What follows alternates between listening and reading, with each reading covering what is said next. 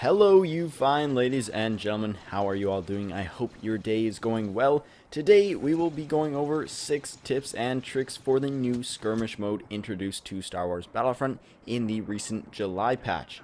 Now if you've hopped into skirmish mode on master difficulty, you may have noticed something a little strange. The blasters of the opposing team deal an absurd amount of damage, like 40 damage per shot on blasters like the A280C and DLT-19. Not to mention 4 damage per shot on heroes. Now this may be confusing at first and afterwards, but there is something you can do to avoid this. Thankfully there are an abundance of power-ups all over the map, including many hero pickups and vehicles. So if you feel as though you can't fight the enemy as a trooper, simply pick up an ATSD or hero pickup and you should be better suited to combat the enemy, as I think you're the only one in the game who can use the pickups. Now, if you don't want to be playing in a vehicle or as a hero for the whole game, going down to a lower difficulty level is probably the best option to allow you to play as a trooper and actually succeed. On to tip number 2, using aerial vehicles. Not only is skirmish a great place to practice your flying skills, but seeing as you usually have many teammates in the sky flying with you, you can really dominate that aspect of the battlefield and definitely use it to your advantage in turning the tides of the battle. If you're a rebel on Walker Assault, this is especially useful, as starfighters can deal a lot of damage to the walkers and result in a pretty quick victory.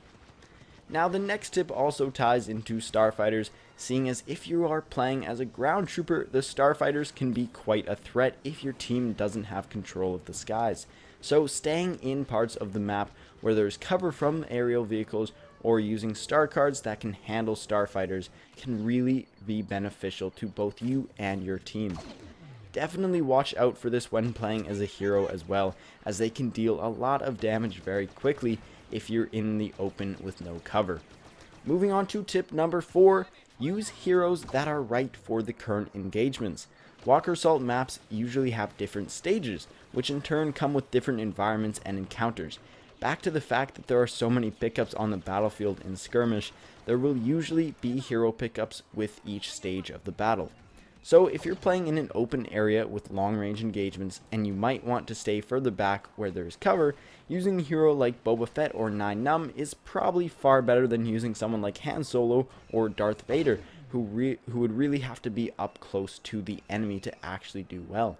However, when the battle shifts to an inside area or simply a close quarters battle, picking up a new hero pickup and choosing someone like Luke Skywalker or Greedo will benefit your team far more. Seeing as there are no trait cards in Star Wars Battlefront and subsequently no scout trait, tip number 5 is don't try to flank the enemy team all by yourself. For one, they will almost certainly see you and know you're pulling off a flank, and 2, it's very easy to get surrounded by enemies. So I would stick back with my teammates and use teamwork to combat the opposing team, because that's exactly what they will be doing. Even when playing as a hero, it can be really beneficial to stay back with your team so that you don't get surrounded by enemies and lose a lot of health. Yeah, I'm talking about that 4 damage per shot. Now on to the 6th and final tip of this video. Use a personal shield, as it will make arming and disarming objectives in Walker Assault far easier.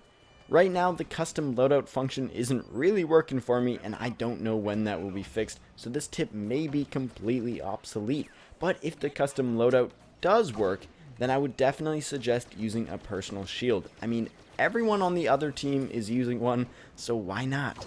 Anyways, that is all I have to say for today. Thank you all for watching. If you wish to subscribe, feel more than welcome to. If you enjoyed the video or found it helpful, I am very glad. And as always, I will see you guys next time.